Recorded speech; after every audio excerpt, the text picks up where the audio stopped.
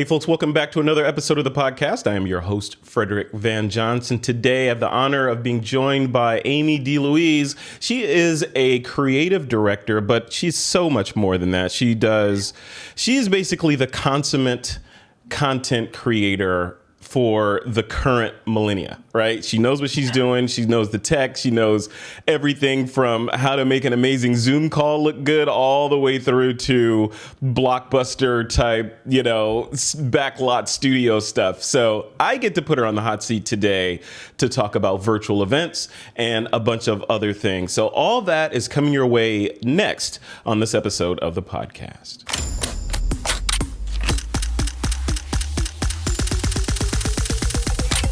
This is TWiP.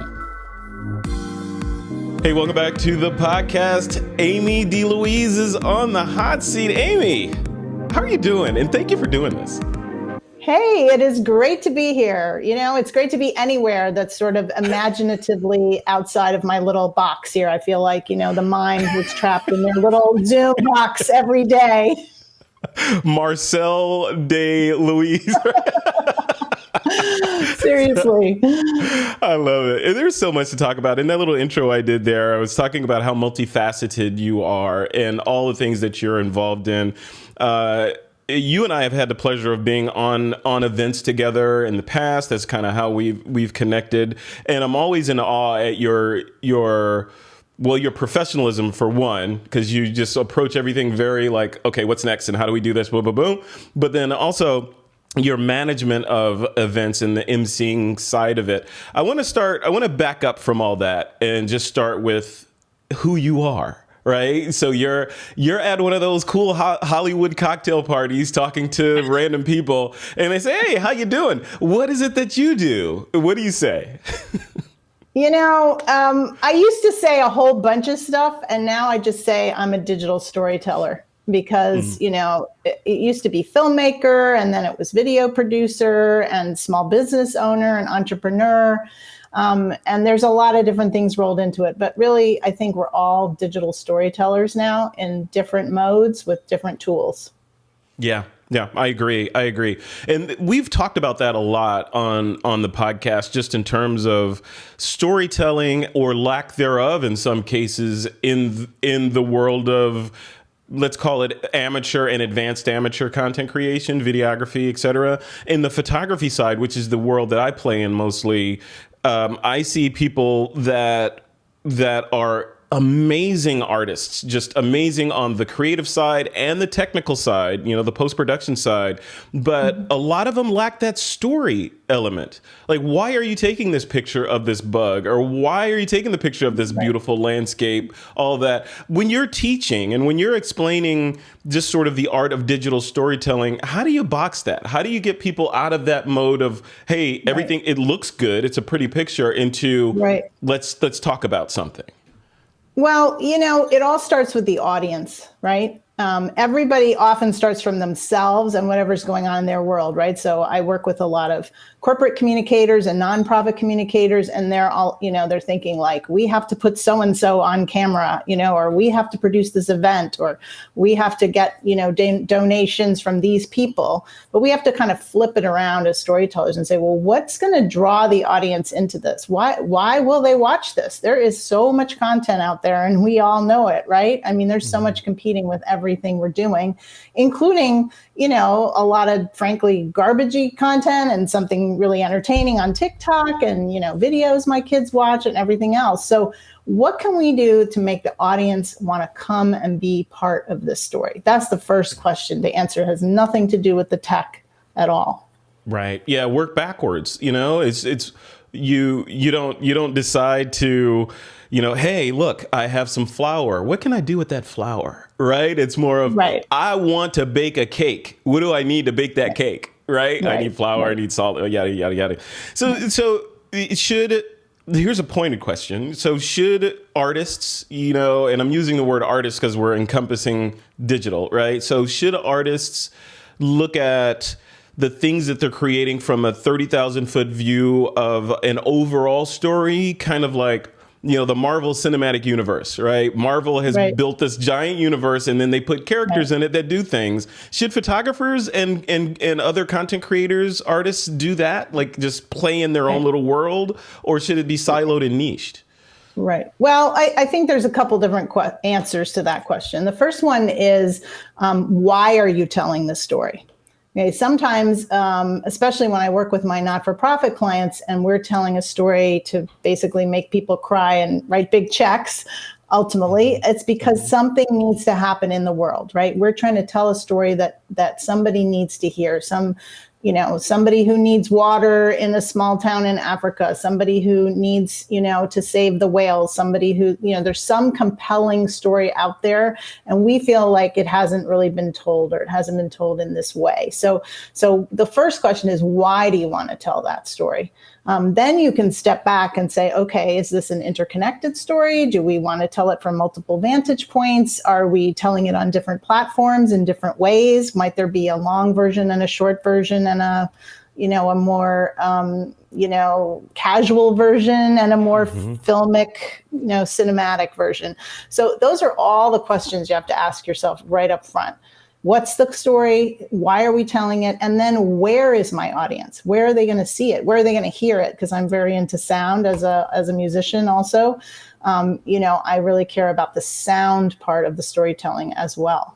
Yeah. See, there's so much to talk about there, because there's the side of it of, I use the term on This Week in Photo and even the Behind the Scene podcast of can you paint yourself with the label of photographer or videographer or filmmaker? Is that too restrictive these days? Because we're dealing with mixed media. Like you're saying, sound, Yes, right? So totally. I could create a photo with a narrative audio track that goes along with it. It's not just a photo anymore. Should photographers be looking at things from the standpoint of, I want to tell a story. What's the best way and the best medium to tell that story? Right.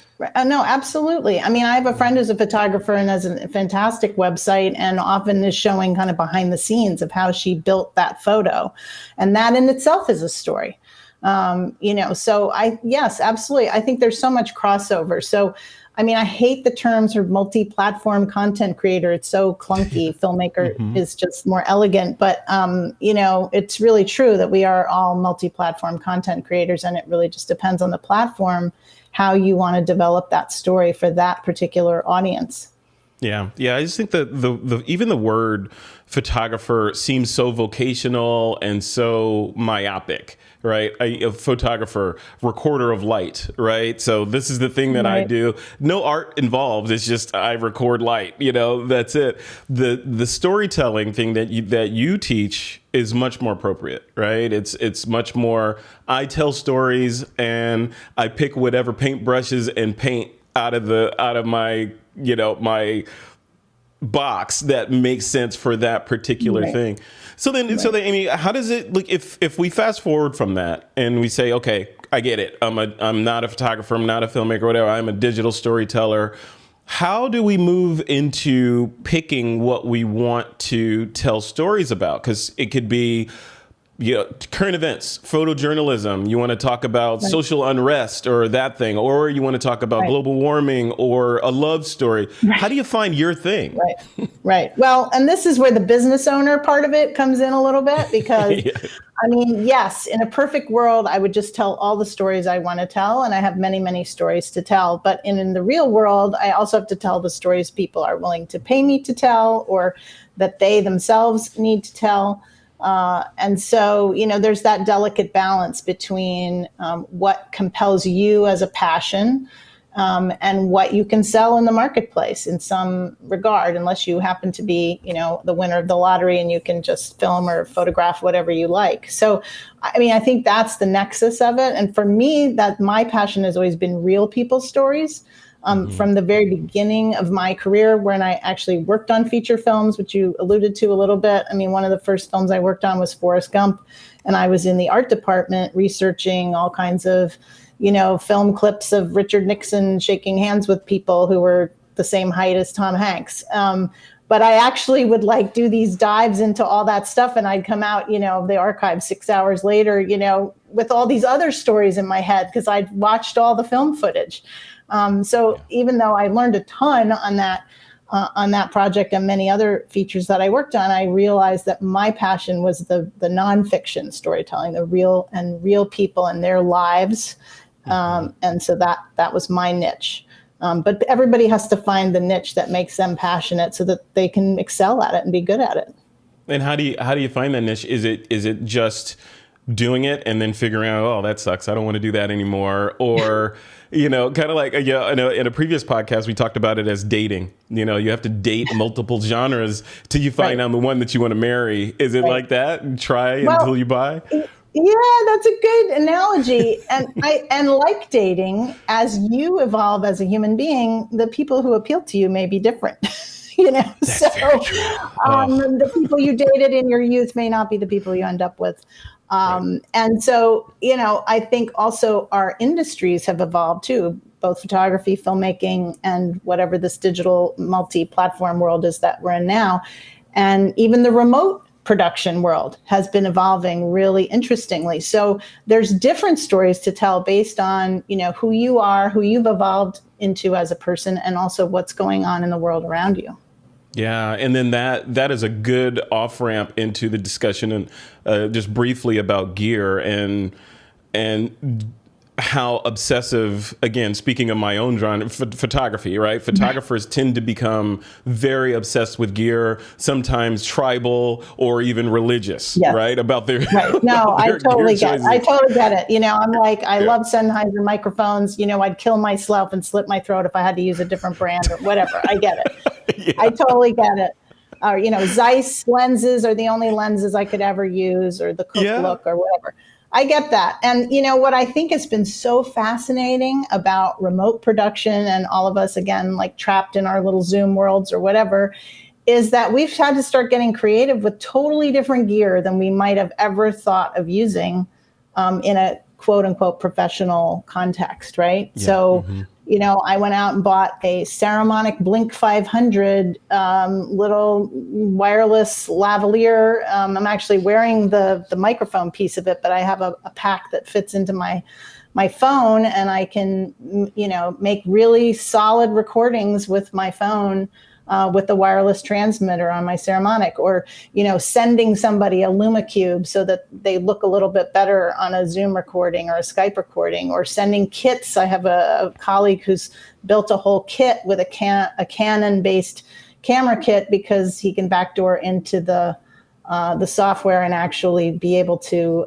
manage the lenses and everything remotely for a remote interview with a higher quality camera. So like all this stuff that we would never have thought of doing, I would have totally much preferred to show up with, a Red camera or something. But, I'm not going to do that now because it's just not possible in some cases. Right. No, absolutely. Things have changed, right? As we record this, we're in mid-February of 2021, right? And future people, which I like to call 2020 2.0. It's like the same old. Like, 2020.1. Yeah, as well. It hasn't changed at all as far as I'm concerned. No. It's just continuation. It is totally. But the people in the future that are watching this remember what's going on. So we're in the middle. Hopefully we're in the middle of, or the tail end of the pandemic. We don't know because we're still in it right now. As you watch this, hopefully it's history, right? But that said, things have changed, right? From 2019 to where we are now in 2021, the world in terms of its acceptance of even this. We're doing this interview remotely. We could have been in Zoom, right? There's options that are available to us that weren't even available back then. Right. How has all that changed on the virtual event sort of world landscape? Is it a temporary Band-Aid, this virtual stuff, until we can get back to the normalcy of physical, or is it permanent? Right. What do you think? Well, I think it's a combination, and I've been blogging a whole series about virtual events and virtual production because I think this is really a fascinating evolution that we've been going through. Some of it, is just figuring out what are the tactics that we can do to survive this experience. But I think when it's over, there's going to be a hybrid model. especially for events. And I do a lot of content that ends up, on big screens back in the day at large live events. And I think we're still going to want to have events. People are still going to want to hug each other. People are still going to want to, give out the award physically, all that stuff. But then we're going to have, the virtual wall of people who are joining from halfway around the globe who couldn't afford to come, or maybe, are younger people who are in whatever that industry is and couldn't afford to come to that conference. So I think we're going to a global model of content and interaction. And I think that's really exciting. Yeah, no, for sure. And I've been on this and excited about this even before all this COVID thing kind of derailed everything. It was just the idea of these conferences, like, in the photo world, WPPI, Photo Plus Expo, on the video side, NAB, these kinds of amazing events where people come together and vendors come in there and show their latest wares and all that. But it's always, what about those people that can't afford or are unable to, for whatever reasons, travel internationally or across the country to come to this event? Wouldn't it be great to have access for those people that isn't a lower class citizen type access? Like, hey, you can pay and you can get the downloads of the sessions from the camera that was in the back of the room out of focus. Right now it seems like we're going to up level to production level or high production level quality for the virtual side of things. So then what is that, as we leave this, what do you feel like the world is going to look like? Right? The world according to Amy in 2023, let's say. My fantasy world. Well, I tell you what I'm excited about as from the producer side, which, is sort of that agonizing intersection between creative and like making all the logistics work without your head exploding. And so what I would love to see is, all these platforms that worked so hard during COVID to make it work, Zoom with their, incredible backbone, and Hopin has done some really innovative things and just bought StreamYard, and there's just all these incredible platforms out there that have been really working to integrate everything from polling to whiteboards to live performances and everything else. I would love to see that continue so that we can for example, with performances, bring a performer from Japan into a conference that's in Vegas, and, all those kinds of things. I think the creative input could be really amazing, not just people in little boxes, on the screen coming in for a panel. I think we can go way beyond that. I was recently hosting, speaking of Japan, a series of webinars for the US-Japan Bridging Foundation, which was so cool because I got to talk to people in the US and Japan live on these webinars, and was talking to an amazing artist in Japan who's been pulling together sort of heritage arts that are made from ancient traditions. And, she's doing all this amazing filmmaking that I would love to see at a conference here. And she could be live streaming it and, outside of Kyoto where she lives. So there's just amazing content that we now have access to. And I think that's where the real excitement is going to be after COVID.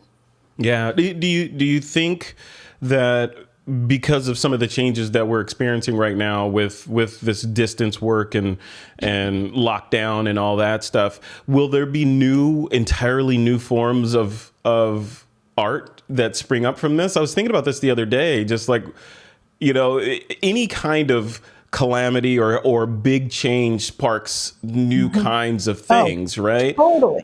Yeah. Totally. I'm curious what you think about that. Are we going to see like the first fill in the blank thing, Well, I think we're seeing a lot of this emerge. Actually, VR really took a lot of leaps and bounds in this past year. And I was just earlier today on a Microsoft VR workshop and XR boot camp that was super cool, just about the evolution of avatars and creating your virtual identity on all these different platforms and how it could link together depending on where you're dropping in and out of virtual platforms. So I think there's like a lot of creativity around XR and AR and VR, both on the artistic side and on the sort of educational content side. Mm-hmm. And I think we're going to see that really continue to explode. Yeah, here's a hyper nerdy nerdy idea I want to throw at you. This has been in the back of my head for like a year now, since I discovered an application called Descript. Are you familiar with Descript? Have you seen that thing? No. It's DESCRIPT, Descript.com. And basically, at its core, essentially what it does is allows you to edit audio and video like a Google Doc. So it does a scan and gives you text, and you edit the text, and the text edits Ripple into the content. But they've also added a feature in there called Overdub, which you train it for a half an hour with your voice. And now in the text, you can insert words that weren't there before, and it will synthesize and generate those words based on how you've trained it. And it's pretty damn accurate. So if I create a VO and I mispronounce the company name or your name, right, I can go in and re-record that, or just type it actually and say, search it, global search and replace. And now every time I say your last name, it's correct again. So the thing I want to throw at you is that technology, being able to generate and synthesize realistic speech. And then I saw just a couple of days ago, there's this, I forget the name of it. I'll put it in the show notes, but there's this app that that's basically from Unreal, the folks at Unreal that do the Unreal Engine, that creates hyper realistic people or avatars that look just like you and I, maybe better, right, than you and I. And I'm thinking, wouldn't it be cool, Amy, in the future to be able to have a perfect digital version of me looking my best with my voice that I can have go into the Zoom and I just text what he says. Right. Well, and this is a conversation that actually After SAG has been having quite a bit about actors and sort of preserving their three-dimensional selves and then having them appear in movies, after they're gone and all of that. So that's a whole other day we can talk about that. But just going back to where you started, with that app you were talking about, we're talking about machine learning and AI. And I think that is also transforming creative work and not in the scary way that everybody thinks. Everybody's always like, oh my God, machine is going to replace me or whatever. I'm not worried about that because maybe I just have that big of an ego or I think I'm that creative, but I just feel like it's the opposite. Like AI is going to help me do all these really boring tasks, like going through and replacing some word that got spoken wrong, and going through and tagging all the footage of, the B-roll of whatever interaction you and I had at some conference and tagging it with our name so that somebody else can find it later. That's like the boring stuff so that we can still be up here, doing the cool creative stuff. So I feel like that is something that's also supporting creative learning and development of digital creatives everywhere. Yeah, you hit it on the head. Like companies like Skyloom with their Luminar AI software are playing very heavily, and Adobe as well, with their Sensei technology and betting on AI. And you hit it, right? People like to get split, right? People are always split. There's one half that's like, yes, I embrace that. The robot can do all the grunt work for me and that can free me up to be more creative. And then there are the doom and gloom people that are like, hey, I'm not turning over my pixels to some robot. I am the true artist. Where's the line between artist and AI if I let that thing help me? So I don't know. I'm on the first side. I believe that the technology is here to help us do things, kind of like automatic transmissions in a car versus shifting, right? Talk about script writing, for example. I really started out after my, Forrest Gump stuff. I really ended up doing a lot of script writing early on in my career. And, I think about how many hours I spent typing things up and, on my, ancient, whatever, 386 computer with 1 gigabyte of memory. And how long it would take to generate stuff and insert things and all this stuff. And now there's all these automated functions. You don't even think about it. So, there's stuff that just happens and eventually, we get on board and realize that we can move on and do something that's a little more intellectual and interesting. And there's always the people that are going to be naysayers. It's always hey, that's not real photography because it's not shot on film, or that's not real art because it's not painted. Right? And I'm okay with that. Go shoot it on film. There's a lot of filmmakers now who are going back to film, and I started out in film, and I love film. There's stuff about film that I absolutely love. I'd be happy anytime if I ever had a client who wouldn't mind the workflow for me to go back to shooting in film, because there's some things about film that I absolutely love. And I love the tangible aspect of it too, go, knock yourselves out. If you're that person who wants to do it that way, there's nothing stopping you. Yeah, absolutely. In the world of photography, it's like the word "and" is a bad word. It has to be "or." You could shoot RAW or JPEG, Nikon or Canon. But you know what?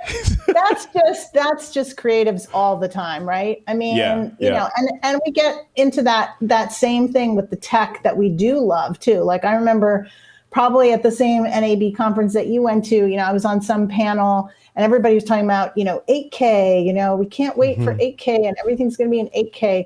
And then one of my fellow panelists, I remember, asked everybody to raise your hand if you've ever had to run a drive across town or ship a drive FedEx urgently. We are not quite ready for that many pixels in some of our workflow. So, it's always push pull, get to the next level, but make the workflow work for the level we're at right now. So that's okay. That's the fun of being in the industries that we're in.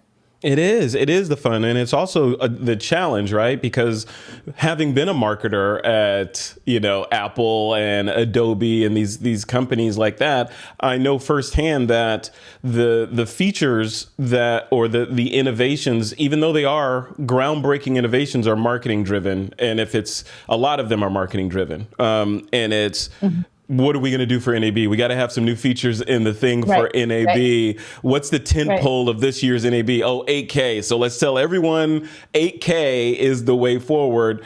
So how do you, as an art, this is the perfect question for you as a filmmaker, director, you're in that world. How do you sift out the marketing hyperbole from the actual, this is the stuff that I need to get the job done? Yeah.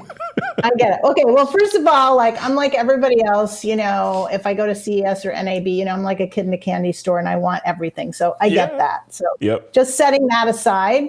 But I think it just goes back to the first questions that we talked about. Why am I telling this story?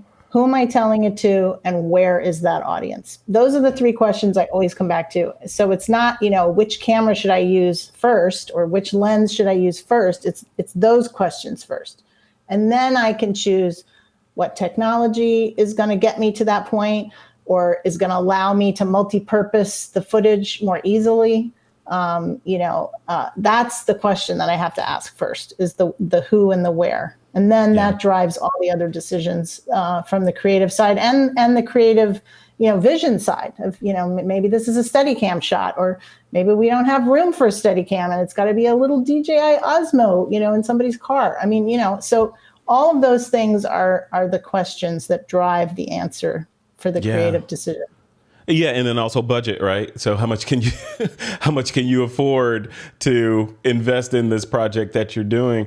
That's a great thing to bring up, because this is one of my real bones to pick. Sure. And it's that everybody's always talking about the budget for this thing, right? Whether if you're a photographer, it's the budget for this wedding shoot, or for me, it's the budget for this video shoot.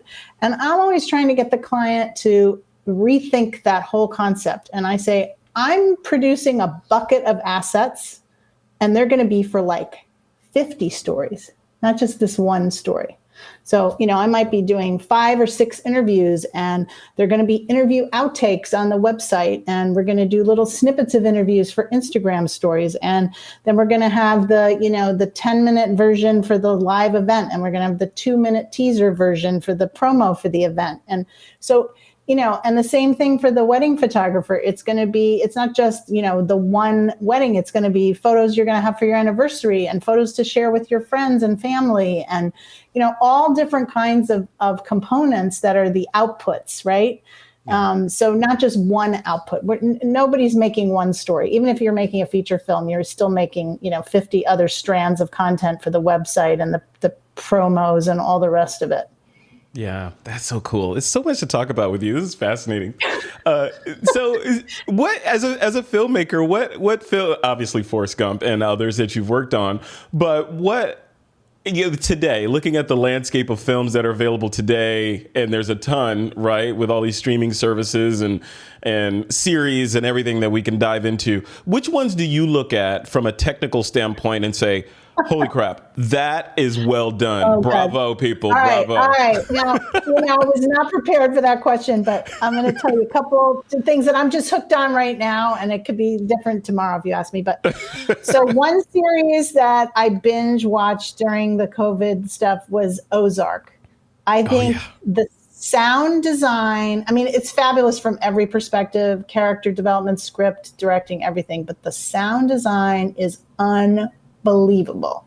The sound design makes every single episode resonate, terrify, move you, confuse you, draw you into the story. And just if you're not, interested in the series, if you just watch the first 10, 15 seconds of every episode and listen to it, you will not be able to not watch the rest of the episode. It's unbelievable, the sound. Tell us what sound design is, though, because when I think sound design, I think Foley and sound, the soundtrack. It can be.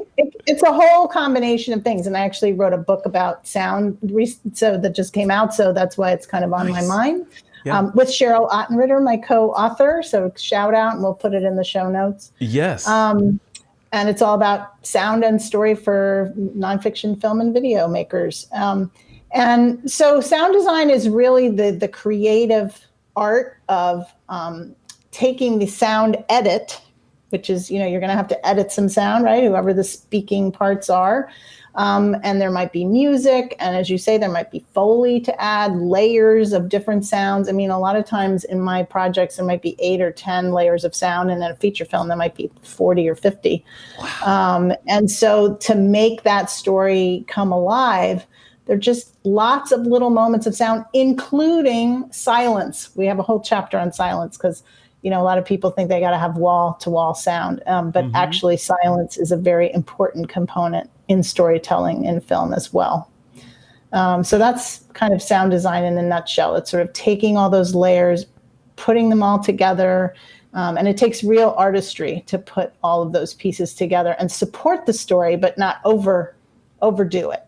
Yeah. Is when you're working on sound on a big budget project, is all the sound in let's say it's a feature film like Forrest Gump or something like that, is all the sound in that production created later, or is it captured there? Like, I know obviously dialogue is, but like, I'm not going to speak to feature film sound because I really don't work in those departments, but I'll just say on my own productions, even on smaller budget productions, I do a combination. I actually make a sound shot list the same way I make a video shot list. What? So when I'm envisioning a project and I'm doing my pre-work and my research or pre-interviews or whatever it is, or location scouting, I'm thinking also about the sounds that tell that story. So, if I'm doing something on a farm about a farmer, I want to be able to hear those cows mooing and, but I don't want them mooing so loud that I can't hear his interview. So I might have his interview in one place, but I might go pick up some of that Foley, sound, or that wild sound, as we call it, of the cows mooing. That wouldn't actually be Foley unless you had a cow in your basement and you were recording in there, but or her there. So I want to, make sure I think about the components of that story that have to do with sound. When he's getting up really early to, milk those cows and you hear the rooster crowing or whatever. Those are all these different sounds that are going to layer in and make that story come alive. And I may or may not be able to shoot them all on site. So then that's where you might have to build some of them after the fact through, sound effects library, or maybe you go out with your Zoom audio recorder and you pick up the sounds yourself on a different day, which I've done. So those things are really accessible to filmmakers of any budget. Yeah, that is so cool. There's so much to this stuff. And, one of the things we hear all the time is the importance of sound, especially in this YouTube era, right? And and I've seen it, right? I can watch a video, even if it's just a short screen capture tutorial about some Photoshop technique or something. If the audio is crap, then everything shifts in my head. I think less of the presenter. I think less of the content. I trust it less, even if it's great content. It is a kind of a quandary, especially, for photographers and people who are so focused on the visual and making that perfect, and knowing that actually people will forgive a really crappy visual if it comes with good audio, but they won't do it the other way around. It's so interesting to me, even though I spend quite a bit of time thinking about beautiful visuals and compelling visuals. But you're right. And I think this is where kind of do-it-yourself videos often fall down. People are like, oh, you can just shoot it with your phone. And that's why I got, my own remote little wireless kit for my phone. If I did have to do phone stuff, mostly for social media, I don't really use it for filmmaking, but it can be used for filmmaking. I mean, Nikki Sun is a great example. She just did a great little video that was featuring the Ceremonic and some other tools. And we'll put that link in the notes as well, because that's a great example of a very small mobile kit filmmaking having a big impact. So, I mean, the tools are out there, and it's pretty much, whatever you want to use and whatever you can afford to use for the project. Yeah. It's so interesting where we are today, because it's easy to overlook, I think, because things change so rapidly, and these innovations in technology, whether there be computational photography or AI or whatever, we're just like, oh, my phone takes better pictures now, great, But if you contrast that with where things were, like, say, some of the seminal work of Alfred Hitchcock or someone like that had very little to work with comparatively to what we have in our back pockets today, both on the video and sound side. I'm curious, from your standpoint, are we approaching a point where a filmmaker could just, maybe get a good mic and some lights or whatever, and then create an entire big budget film almost with just a very good smartphone?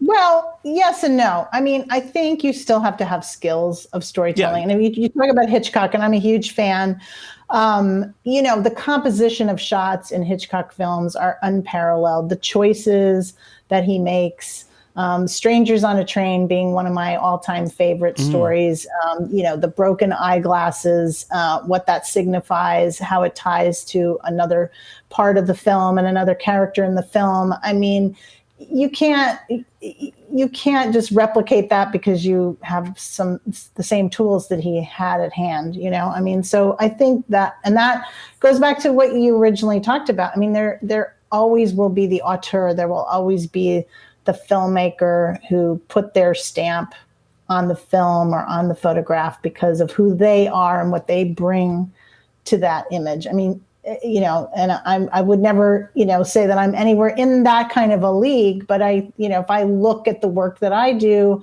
I mean, people can recognize me in that work. I have certain stylistic approaches to work. And sometimes people will call me and say, oh, this is an Amy story. I don't exactly know what that means, but I sort of know what they're saying because it resonates with me, and they understand that I'm going to come into that story a particular way that I approach it.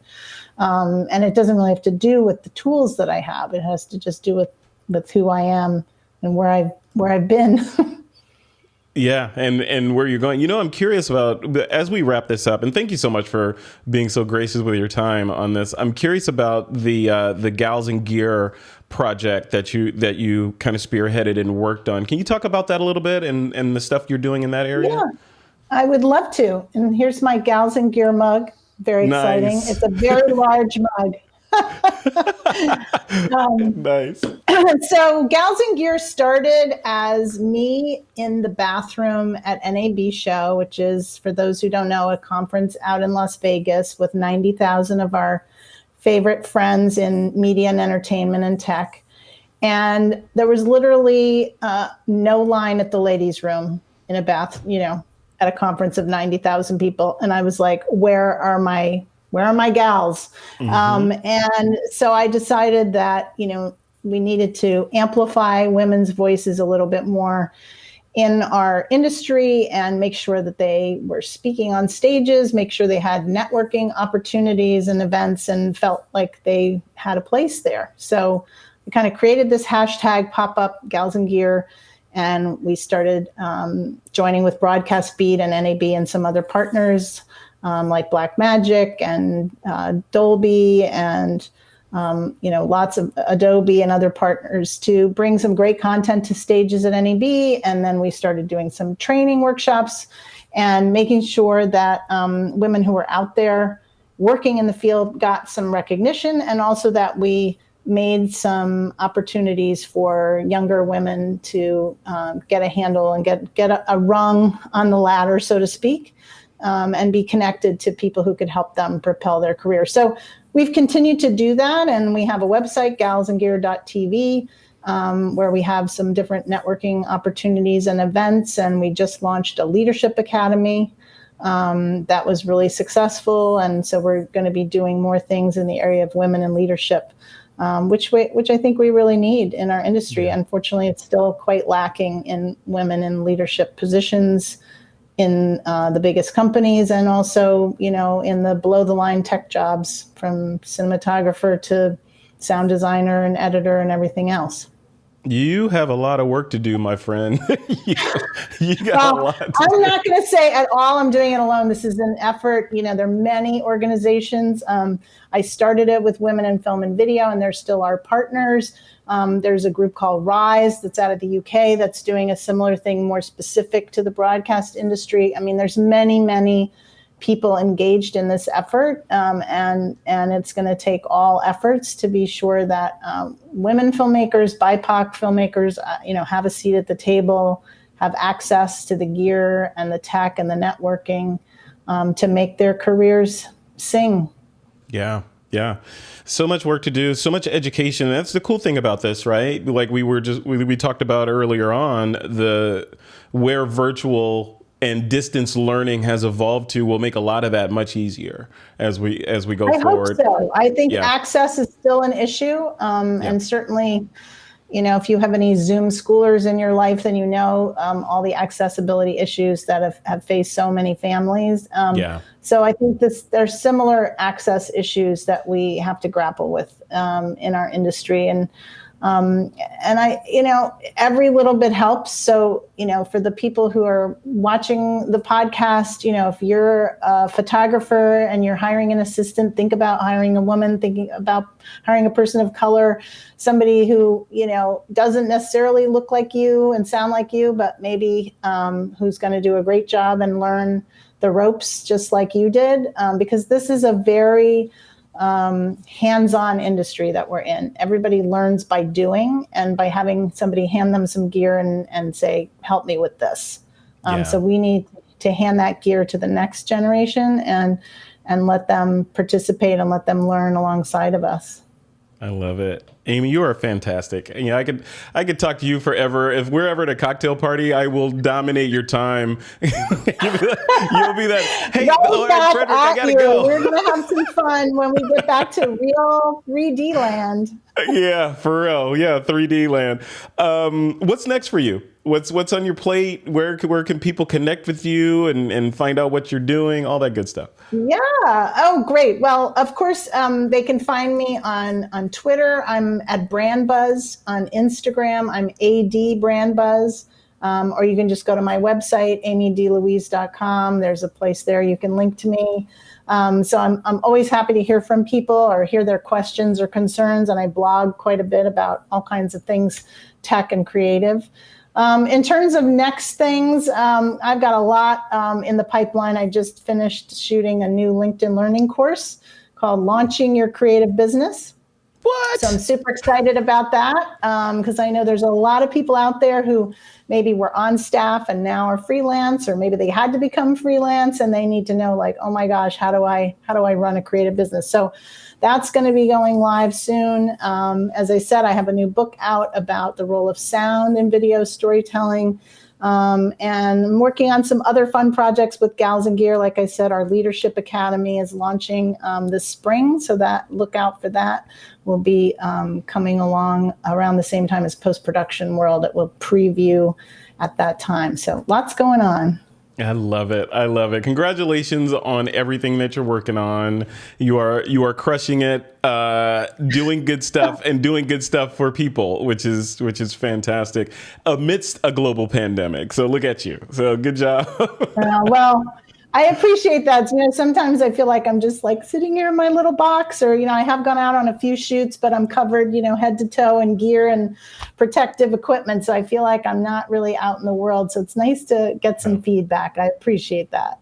No, for sure. Sure. You are definitely a guiding star for people that want to be doing what you're doing. And you know what I'm going to do after we hang up here? I'm going to go watch Forrest Gump, and I'm going to look in the credits. No. And you know what? I was just going to say, all these people are going to be looking for me on IMDb. Yep. I won't be there because back in the day, because now it's going to date me, but, they didn't have like all the production babies in the credits and, the 45th grip to the left and stuff. It was only the top of the line people. You didn't have it in your deal memo. Yeah. So I worked on like 10 features that I am not in. Now I think somebody told me I can go submit, and make them add me to IMDb, but whatever. That was a long time ago. So don't worry about it. But I will say that whatever you work on early in your career really influences you. And I was so lucky to work with the team from ILM because, that was the beginning of digital, actually. Yes. I just didn't know it at the time. I was just like, this is my little job. I'm working 500 hours a day for $5. But I got in on the ground floor of digital and green screen and, all that groovy stuff. So it was actually a really great learning experience. So I always tell, young people when I speak at schools and colleges and stuff, like just jump into whatever people hire you to do and, try to learn everything you possibly can from everybody you interact with. Because that's been my film school, has been learning from other people. I love it. Amy DeLouise, we will leave it right there. Thank you for chatting with me and letting me chat your ear off today. It's been fantastic. I hope you'll come on again because we have to do some more focused conversations about VR and all kinds of stuff. Sound, I have thoughts about sound that I need to run by you. So I feel multiple podcasts in you coming out. I love it. Let's do it. I need the entertainment over here because in my little box, it's getting a little tiresome. Yeah, I hear you. Welcome to my world. This is it right here. This is my little veal box right here. I love it. And your podcasts are great. So I'm just so happy to be part of it. Thank you. I appreciate that. All right, Amy DeLouise, you have a fantastic rest of your day and a good weekend, and we'll talk to you soon.